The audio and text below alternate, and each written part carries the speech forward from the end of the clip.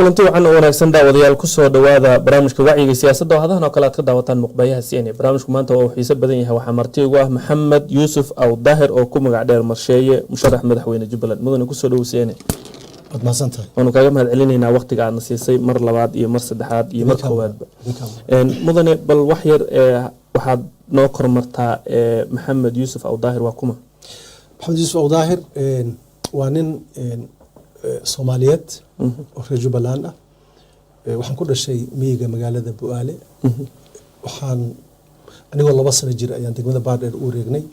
dugsiga hoose dhexe degmada Baardheer aan kaga soo baxay qoys beera iyo xoolo dhaqato ah waan ka soo jeedaa waan ku faana background-gayga anyway kadib 81 baa dugsiga dhexe markaan dugsiga primary markaan ka baxnay arday 18 gobol ee Soomaaliya laga wada keenay oo gobolkiiba 10 arday laga keenay oo iskuul dawladda ay lahayd Jowhar ku yaalo oo iskuulka beeraha farsamada beeraha lagu baranayay waa isugu kaageeyay kadib 84 markaan dhameeyay dugsiga sare waxaan galay shaqadii qaranka oo 2 sano askari ahaa oo difaaca dalka waan ka qayb qaatay national service-kii kadib jaamacadda ummadda Soomaaliyeed baan galay kulliyadda waxbarashada la foolo iskuul beereed oo afgooy ku yaalayna macallin baan ka ahaa oo arday fara badan baan ka soo saaray wasaaradda beeraha iyo beerta tijaabada afgooyana waan ka shaqeyn jiray anoo arday jaamacadeed ah kadib markii aan qalin jabinay iyo markaan soo qaxnay halkan Kenya nimid durbadiiba haddana 93 dalkii baan ku noqday Bu'aale iyo Saako iyo Baardheer iyo deegaanadaas ayaan ka shaqeynayay hay'adaha maxalliga waan la shaqeeyay hay'adaha internationalka waan la shaqeeyay markii dambe UN ta ayaan ku wareegay oo gobolka bariga dhexe waan ka shaqeynayay haddana qaybo kamid ah Afrikada bari oo Soomaaliya ku jirtaan aan indhoweyd aan ka shaqeynayay marka nin deegaanka ka soo jeeda nin dalkii ana ka qaxin nin ummadii ana dekana ka gelin nin deegaankii ku dambeeyay baan ahay wax badan ka og waa tahay mudane bal xaaladda guud ee deegaanka Jubbaland naga warbixin deegaanka Jubbaland xaaladaha guud ee dalkeena ka jira iyo geyga Soomaaliyeed way ka jiraan oo maamulkii oo liita amaankii oo xun abaaro ummadda halaagay oo ka jiro isla qabsi fara badan oo ka jiro dhibaatooyin fara badan oo dhulkii guud ahaan ka jira dadkii isu socon karin dhibaato fara badan oo dhulkii miyiga ka jirta dadkii xoolaha laga qaadayo inahaas oo dhan Jubbaland way ka jiraan oo way la wadaagaan laakiin waxyaabaha iyagu gaarka hadda inoo ah dad fara badan oo qaxooti oo Jubbaland ka yimid oo doonaya dalkii dib inay u noqdaan doorashadii oo soo socota oo shaki fara badan iyo kala shaki ay abuurtay wadama geopolitics waxay dhahaan oo iyo wadamadii dariska iyo interestiya fara badan iyo Soomaaliya iyo ka jiraan ciidamada badan oo gudihii jooga doorashadii iyo hanaankeeda oo isku diidan yahay inaha iyo abaara soo cusboonaaday oo iyagana dad fara badan noloshoodu saameyn ku leh marka dhibaato aan yareen baa dalka ka jirta guud ahaan gaar ahaan Jubbaland dhibaatada way la qabtaa wata in mudane maxaa kugu dhaliyay in aad maanta Jubbaland musharax u noqoto madaxweynenimo maxaad se dhaliilaysaa oo maamulka hadda jira aad ku dhaliilaysaa soose adiga oo aan musharax noqonin oo xilkan u tartamin maada sixi karin maamulka waxay ka qaldan yihiin su'aasha qaybteeda hore aan ku horeeyo maxaa igu dhaliyay horta waa marka koobaad ee sidaan hore kugu sheegay sida dalkii hooyo u burburay nin dhulkii ka cararay oo wadan shisheeyay intuu ku noolaaday dibadda aaday oo xaqiiqada jirta aan ka warheenin iyo nin wadankii ku noolaa ama ka shaqeynayay baan ahay marka labaad nin ummadda Soomaaliyeed ee deegaanka ah ee guud ahaan dalka nin dakana iyo ka galay ku dhaqaale ku musuqmaasuq ku ku ummad la isku diro nin mutacallin abaan dad fara badan oo position ama aqoon ama dhaqaale leh inahaas in badan baa lagu xantay background nadiif abaan leeyahay oo dalkeeni iyo dadkeeni nin dakana ka galay ummadda inuu wax tara mooyaan nin dhibaato u geystay ma ahayn nin aada shaqo la'aan ahoo meeshii baan shaqo ka raadsan iyo nolol nin la namihi oo nin hadda shaqeeyo oo nolol haystaanahay laakiin waa tan kuu sheegay oo 84 marka dugsiga aan dhameeyay 2 sano ayaan anigu ciidan ahaa oo dalka national service aan ahaa marka national service-ka taa kaliya kuma eke da'dan aan nahay iyo aqoontan iyo waayo aragnimada aan leeyahay ummadii inaan wax ku soo kordhiyo rabitaankaas oo weligayna igu jiray waa igu jiro kaas ayaana sabab u ah maamulka hadda jira maxaad ku dhaliilaysaa maamulka hadda jira horta sideedaba qof iyo koox markay position of responsibility ay qabtaan dhaliishu way badanaysaa sababtoo ah expectationkii iyo dadkii ictimaadkii dadka wuxuu filayay ayaa badan dalkeenana waxyaabaha hadda dhibaatada ee gaarka ah dhibaatadii oo fara badan xalkii oo daba dheeraaday dadkii oo quick solution oo xal deg deg ee raba tabartii oo la leeyahay institutional frameworkii ama systemkii dowladnimo oo liita faragelin shisheeye oo fara badan musuq iyo musuq maasuq fara badan qabyaaladii oo badatay marka qofkii waxbaan sixi dhahaa maalin ilaba wax kuma sixi karo waan u garaabeynaa maamulka hadda jira iyo kuwa badan oo dalka qaybo kale ka jira laakiin mas-uuliyadda waxa lagu eedahayo waxaa weeyo maamulka ay sameeyeen cadaalad darro fara badan dalka wuu tirsanaya dadku wuu tirsanayaa ciidankii ugu badnaa ee hadda wadamada dariska laga keenay ee la doonaya dalka inay nabadeyntiisa ka qayb qaataan dhuuble bay dalka ka galeen taabto qooqaani afmadow kismaayo corridorkaas bay isugu tageen jubbaland waa 3 gobol marka maamulkii oon la fidinin waa lagu dhaliilahayaa cadaalad darro fara badan oo dee xataa qabaa'iladii moodahayay inay deegaanka ugu badan yihiin oo le anagu xaqinagii baa dad kale la siiyey kuwo kalena cadaalad darradaana waa la tirsanayaa institutional mechanismkii ummaddu system baa kala haga ee qof iyo 2 iyo 3 hadday taladu halkan u gasho overwhelming waa laga mashaakilka baa wax ma qaban karaan marka maamulkii oon la ballaarinin taladii oon ummadda la gaarsiinin qolada baarlamaanka oo de maalintii wax ay soo doorteen iyo maalintii la doonayay inay gacan taagaan oo sharci laga ansixista mooyaane taladii iyo hogaamiyeed ee dadka ay ku lahayeen oon la siinin oday dhaqameedyadii oo kolba intii kula bedelo ku kale lagu bedelayo hadana waxyaabahaas oo dhan baa jira ummaduna way ogtahay adiga qorshahaagu muxuu yahay ee ku aadan arrimaha faraha badan ee sheegtay maxaas oo dhanba waxaan doonaynaa inaan wax ka bedelo waxaan ka bedelaynaa fiiri waxa hore u shaqeyn waayay ma shaqeynayaan waxa dalka halkan keenayna weeyo ummaduna waxa ugu xun ay samayso any governance any system waa ummaddu waxay ku heshiisay shuruucda islaamkana waafaqsan in lagu dhaqmin weeyo marka Jubbaland in constitutionkeeda wuxuu qorahayo to the letter inaan u hergelin sida ugu dambaysa ummaduna ay tala ku yeelataa naga go'an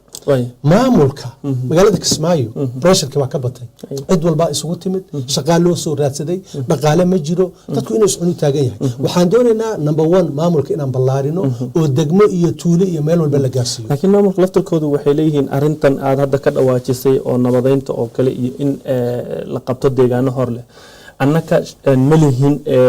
powerkii aan ku qaban lahayn awoodda waxa iskale dawladda federaalka anaku waxaan mas'uul ka nahay oo kaliya dhulkii dawladda federaalka iyo AMISOM ay qabtaan inaan amnigiisa sugno oo maamulkiisa la wareegno horta fiiri dalkeenu hadda wax la leeyahay hebel baa talada iskale oo mas'uuliyadda iskale animalihi ma jirto ummaddu dalku wuu baaba'ay marka in horta la iskaashado ayaa wax lagu xallin karaa waana ognahay oo dawladda Jubbaland iyo dawladda dhexe xiriirkooda waad ogtahay dawladda dhexe maxaa lagu eedayaa haddii xiriir wada shaqeyn uusan jirin see wax loo kala la wada qabanaya marka in horta marka ugu horeyso xiriirka dawladda dhexe iyo dawladda Jubbaland in la hagaajiyo wada tashiga in la hagaajiyo danta iyo dalka in laga midoobo inaas ayaa fundamental u ah waxa maqaalo nagu ah in dad fara badan oo dawladda dhexe ay u soo magacooday gobolka in la eriyay oo qaar airportka laga celiyay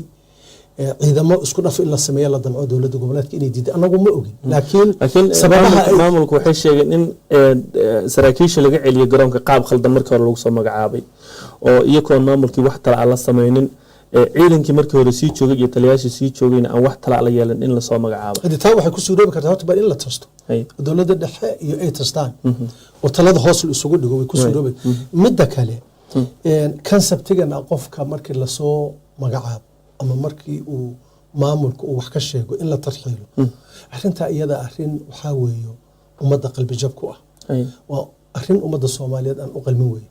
waa arin cid sameynaysa awaaqibka ay ku leedahay ummadda kala fogaanshadeeda in garanayna weey qof Soomaaliyeed fikir wal isku diidi kara laakiin qof Soomaaliyeed baan tarxiili oo meel heblaan ka tarxiilo meel heblaan ka eedi hal ma noqonayso marka waxyaabaha failure-ka iyagu qayb ha ka ahaadeen dowladda dhex qayb ha ka ahaato laakiin waxa bayska u ah waa in wada tashi iyo wada shaqayn iyo xiriir fiican inuusan dhicin baa sabab u ah taana iyaga ayaa mas-uuliyadeeda kow a qaadanayo sababtoo ah ciddii loo imaanhayey ciddii la rabay dowladdu dhexe inay soo dhaweyso ciddii la rabay taladu ummadda inay wax ka siiso waa iyaga laakiin hadday noqoto halkan dee maqaayadan aniga ii xiran tahay fikirka saas ah ma soconayo waayahay dhanka deegaanka oo kale Jubbaland dhibaatooyin fara badan baa laga soo sheegtaa oo xaalufin deegaan iyo ugaadh oo kale arintaas bal fikirkaaga adiga maadaama oo tahay nin hay'adihii caalamiga ah la soo shaqeeyay oo wax badan ka og fiiri horta xaalufinta socota dadku kaliya waxay ka eegaan dhirta iyo dhuxusha taa waa mid ugu ballaaran laakiin ugaadhi waa la laayaa ugaadhi intii dalka ku jirtay way soo cararto xuduudaha Kenya soo gashay badii baa la xaalufiyaa xoolihii dhaqaalaha lafdhabarta u ah marka dhulka ay soo maraan oo halkan iyo Kenya loo soo iibgeeyo lo'dii iyadoo dhalaysa ayaa jidadka dhexdeeda ilmaha intay ku dhashaa lagaga qalaa marka waxa socda horta waa halaag guud oo ummadda meel aan u hambeynayno laakiin dhirta kow bay ka tahay 30 sano ee la soo dhaafayna kolba meel bay soo socotay maantana meelaha ugu xunxun bay taagan tahay marka waxaa nooga qorshaysan bal horta in wacyigelin guud ummadda la siiyo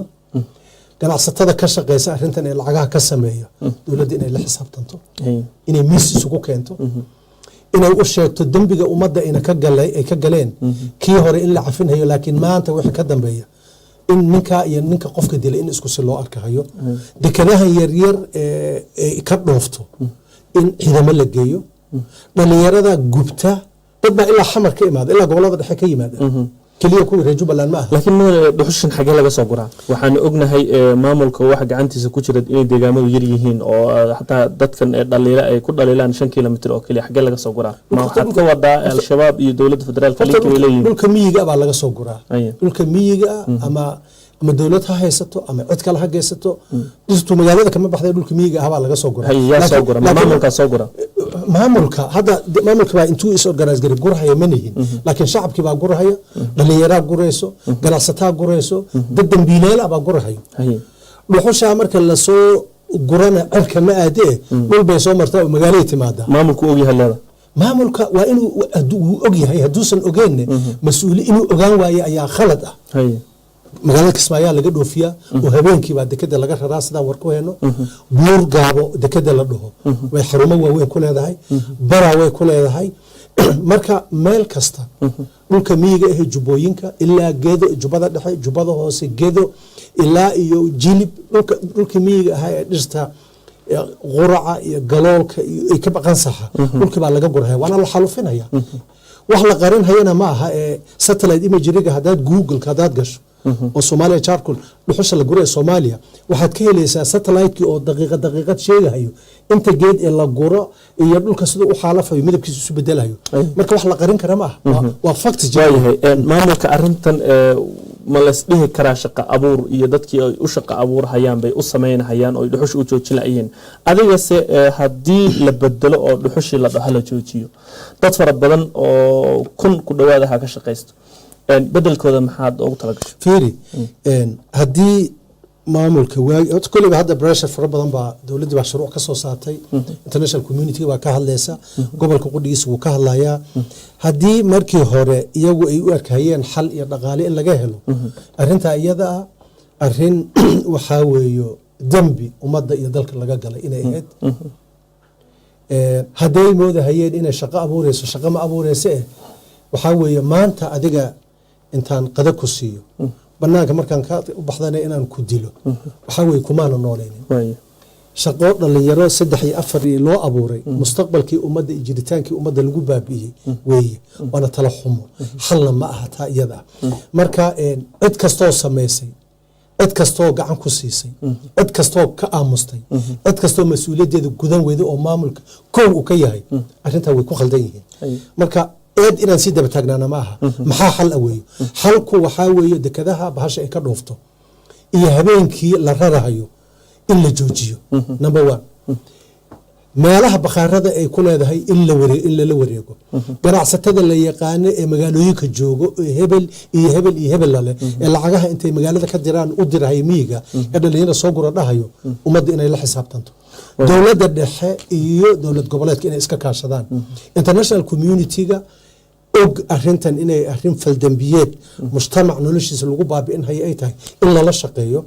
in xaqiiqda laga sheego meediyaha inuu ka hadlo in dadka la abaabulo inahaas baa muhiim ah waayahay mudane arintii saameynta dhaliisha ugu faraha badan dhalisay Jubbaland maamulka hadda jira waxay ahayd arintii soo xulista baarlamaanka oo la shaaciyay in odayaashu ay 3 xildhibaan soo heshaan kadib uu madaxweynuhu kala doorto idinka adiga gaar ahaan Maxamed Yuusuf Awdaahir sidaad u aragtaa go'aanka dawladda madaxweynaha muxuu u dooran isagu madaxweynuhu dee soo nin tartan ku jira ma aha marka hadii 3 qof baan soo xulan kaan doonaan kala bixi igula dooro adigu ila tartan kansabtiga caadiga ah ee bani aadamka maamulka dhowr qodob ay u daliishadeen kow in arintan security ahaan iyo qofka la soo dooranayo ay beeshu soo dooran karto qof loyal u ah ururada nabadiidka ah labo qofka aqoon ahaan in laga fiiriyo oo qof u qalma xilkii oo wax soo barto inuu yahay arrimo saas oo kale oo dhowr qodob ilaa 4 gaadhay u daliishadeen fiiri horta waxa ay ku saxsan yihiin ummadda danteeda ah waa lagu taageeri laakiin arintan lagu taageeri karo fiiri lagu taageeri karo taa iyada waxa weeyo marka tiraaho taa iyadu waxay fiicnaan lahayd marka maamulka hadda jira uusan tartan ku jirin oo ummaddu dhexdhexaad u yahay waxaa laba ahaan lahayd marka guddiga doorashada iyo oday dhaqameedyada iyo mujtamaca process uu isku raacay inuu meesha yaalo laakiin sidaan doonaan wax u sameyn qof aniga loyal ah aniga raacsantaa iyadoo maskaxda caadiga ma yeelayso fikriyanna wax meesha taagan ma aha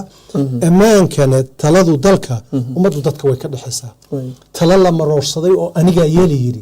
waa waxa ummadeena iyo dalkeena maanta meesha biday taa dib inaan ugu noqonana ma aha marka taladu waa in dowladda dhexe wax laga siiyaa horta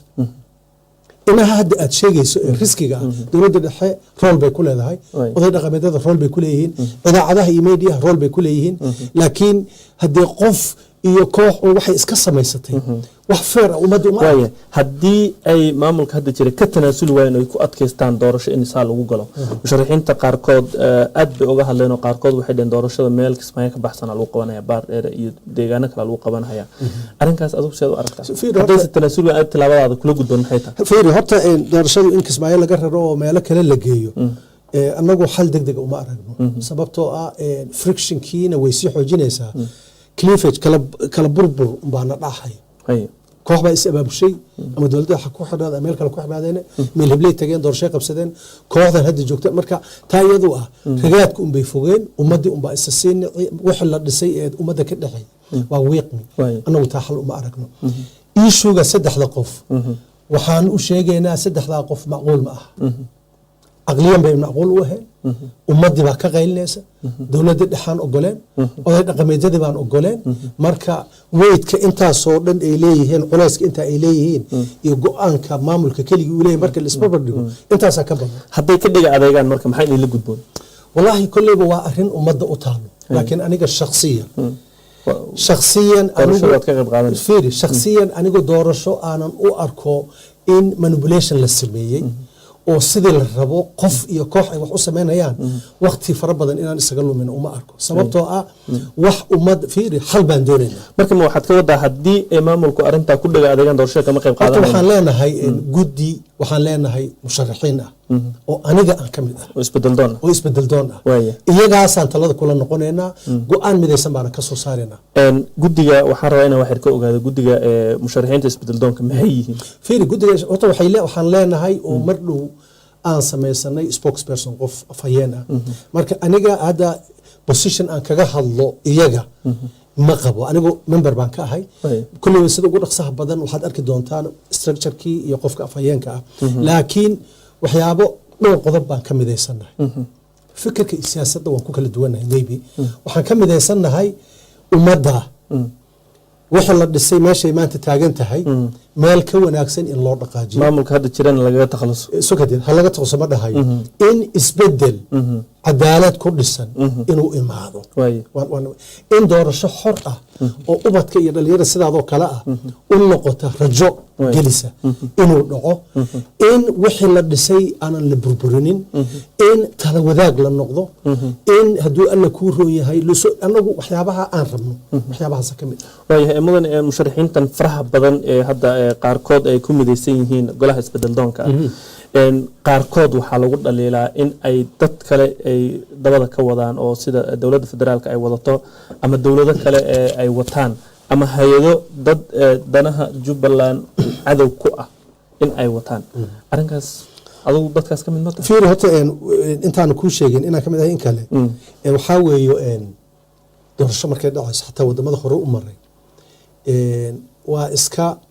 way dhacdaa gacmo shisheeye in la tuhmo waa tii xataa maraykanka ilaa maanta ay taagan tahay dood ah wadamo shisheeyaa isku dayay in doorashada maraykanka ay influence gareeyaan marka horta waa arrin la bixinsan kara ma aha laakiin anigu hadda way dhacdo sidaa ay weymelihiin dadka kalena ummadda Soomaaliyeed dadku waa dad warmaal ah xogtu anagu dadku ummadda way ka dhaxaysaa qofkii taariikh qof walba taariikhdiisa ummadda sibay u sheegtaa taa ummadda ayaan u deenaynaa aniga shakhsiyan su-aasha in badan waa la weydiiyey warnimayahow anigu ummaddan waan u sheegay anigu dowlad heble ima wadato cid heble lacag ima siinin meel kale igama soo yeerinin aniga fikir aniga iga imaaday dad dhalinyaro iyo mutacalimiin oo rag iyo dumar oo isbedel doon oo deegaanka ah na ay aaminsan yihiin kooxdaas baan aniga aan u ahay front runner qofkii hor socday baan ahay laakiin cid i wadato idaan mas-uul u ahay cid isoo dirsatay meeshaan ka imaaday iyo nolosha aan haystane qof kale hadda qof intuu qabaan u noqdo meeshaan nolol ka raadsanayo ma ihi anigu independent candidate deegaanka ku dhashay aabihii awogii ay ku dhasheen mujtamaca ku dhex noolaa ka dhex shaqaynayay dhibaatada taagan arag international experience leh oo iskii u imaaday baan ahay waayahay mudan habraac doorashada aynu ku laabano dowladda federaalka maaloweyta waxay soo saartay habraac doorasho maamulka Jubbaland way qaadaceen sideed u aragtaa fiiri horta maamulka Jubbaland iyo doorashadeeda iyo nabadeynteeda waxaan rabnaa anigu shakhsiyan waxaan ka fiiriyaa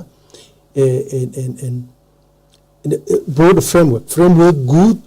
oo Soomaalinimo waan ka arkaa Jubbaland isolated entity ma aha meel gooni ah oo Soomaali aan wax la wadaagin oo tala la wadaagin ma aha Jubbaland waa part and parcel of Somali dalkeeni dalku kamid yahay taladii marka isuugana xamar waxa ka yeelay waxba kama yeelayo wax aqlina ma aha ummaduna ma aaminayso mashaakilka ayuun bayna fogeynaysaa dowladda dhexena role bay ku leedahay arrintan iyada ah marka dowladda dhexe sideedaba ummad goorta ay halaagsanto waa waxay qoratay ay ku heshiisay ee mucaahadada ahaa inayna ku dhaqmin mucaahadada dalkeena u dhigan ee ku heshiisan waxa principle waa islaamka cadaaladda ismaqalka tala wanaaga ummadda marka haddii dee ummaddii waxay ku heshiisaybo waxba igama gelin hadday noqoto sidaa waxba waxay sheegeen inay habraac doorasho iyo ku leeyihiin kan dowladda federaalkana inaysan qaadanaynin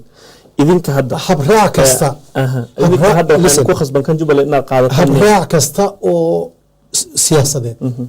oo constitutionka dalka u yaala aan waafaqsaneen isagaa xaraan ah taasaan aaminsanahay aniga waaya mudane su-aash qaybaha ugu dambeeya barnaamijkeena ayaanu imaanay Jubbaland ma kula tahay inay ka dhacayso doorasho xor iyo xalaal ah waan rajaynaynaa marka ugu horeyso inayse waqtigeeda ku dhici doonto ma kula tahay maadaama aan ognahay ilaa iyo hadda marxalado adag baarlamaankii weli aan la soo xurin marxalado adag oo shaki gelin hayaa jira number 1 bil iyo wax saas ah doorashada waqtigeeda ka haray guddiga doorashada koordhow waa la sameeyay inkastoo nidaam wada tashi sidii la rabay aan lagu magacaabin laakiin way samaysan yihiin waxaa lagu dhaqaale ma haystaan guddiga ilaa hadda way shaqeyn lahayn baa la leeyahay dhaqaale ma haystaan code of conductigi iyo processkii doorashada lagu qaban lahaa dokumentigiisa ma diyaarsana dhaqaalo lagu abaabulo lama hayo marka caqabadaha iyaga ah qof walba wadnuhu farta ku hayaa doorashada waqtigii loogu talagalay inayna dhicin iyadoo dowladda dhexe iyadana go-aan kule oo go-aankeedii aan isku diidan yahay taa cabsi guud oo ummadda ay qabto doorashadii waqtigeeda inayna ku dhicin way jirtaa doorasho xor iyo xalaal miyaa dhacayso ma ifaalaha muuqday mise rajadu waxaa weeye Jubbaland dhibaato adag bay soo martay dhibaato sii kala qaybisa maantane xal uma noqonayso dadka hadda maamulka ku jirane waa dad aqli iyo garasho u saaxiib ah fikir iyo siyaasad la isu diido laakiin waa dad og meeshii laga imaaday iyo meeshii maanta la taagan yahay way og yihiin marka rajada aan ka qabno siyaasadan iyo isriixa ka sokow inay ummaddu u horseedaan doorasho xor iyo xalaal ah rajo weyn baan ka qabnaa shakhsiyan anigu inay dhici doonto oo si fiican u dhici doontane waan aaminsanahay haddii ay waqtigii loogu talagalay ay ku dhici weydo in waqti kordhin lagu sameeyo doorashada xal ma u aragtaa wallahi taa iyada sidaan kuu sheegay anigu waxaan ka tirsanahay guddi musharaxiin oo isbedel doon ah marka fikirkayga shakhsiga waxaa ka muhiimsan fikirka annagoo koox ah ku midaysannahay oo aan ka fiirino danta iyo talada ummadda maxaa ummadda dan u ah maxaa xaqiiqo oo practical ah maxaa maanta suuroobi kara arrintaa inaan kaga munaaqashano annagoo tiim aan go-aan ka gaarno sidaasaan rabaa laakiin anigu shakhsiyan dee keligay hadda fikirkayga sidaa wey kuma dhahayo waqtigan haya farintaada ugu dambaysa eed u dirayso Soomaali weyn iyo reer Jubbaland Soomaaliyeed iyo Jubbaland waxaan u dirayaa fikirkan ciriiriga ah ina daashaday cid dibadda ka timid waa dalkeena xal keenayo aan iska iloown maanta hadda Jubbaland doorashadeeda dad badan oo waxaan maqlaa meesha doorashada ay ka dhacayso waa in ajnabi uu waardeeyaa war hadday weligeed ma ajnabigan farq haysanayna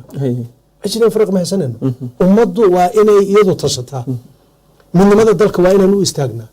nabadda dalka waa inaan anagu istaagnaa 100,000 oo askari oo Soomaaliya hadii la keeno they will never bring weligood nabad ma keenayaan ma keeni karaan marka ummadda Soomaaliyeed in Ilaahiga Azza wa Jalla intaan aamino annaga aan is aamino dalkeeni hooyo annaga iska leh cidna la leh male hadal iyo huwaana laguma difaaci karo dalka la doonayo in la boobo ma garatay in gacmaha intii la isqabsado ummaddu xaqiiqda inay u istaagto ummadda waan ugu baaqayaa reer Jubbaland dhibaato fara badan baan soo marnay cadow fara badan iyo isku day iyo kadeed baan soo marnay institution iyo waxbaa inoo dhisan they are not perfect wax hagaagsan oo 100% turxaan baxsan ma aha laakiin waa wax aan ka duuli karno oo xoojin karno hal isu samro hal isu dhimriyo talada wax lagu yeesho yaanan la niyad jabin yaynan waxaa dhisan yaynan naga kala dudumin maamul iyo shacab iyo media iyo waxgarad iyo mujtamaca gacmaha intuu isqabsado waxa iyaga ah sidaan ku badbaadin lahayn inaan sameeyno iyadoo intaas kula dardaarmayo wata madan aad baan kaaga mahadcelinayna mar labaad iyo maslaxaad waqtigaadna siisay daawadayaal halkaas ayaynu kusoo gabagabaynaynaa barnaamijka wacyiga siyaasadda oo si toos ah aad kala socoteen muqbaayaha CNA barnaamijka waxaa marti ugu ahaa musharax madaxweyne Maxamed Yuusuf Aw Daahir oo ku magac dheer Marshiye anigoo Cabdullaahi la socodsiinayay barnaamijkan kiisa xigantan hawo dib u kulmi doono sidaas iyo nabadgelyo ayaan ka tagaynaa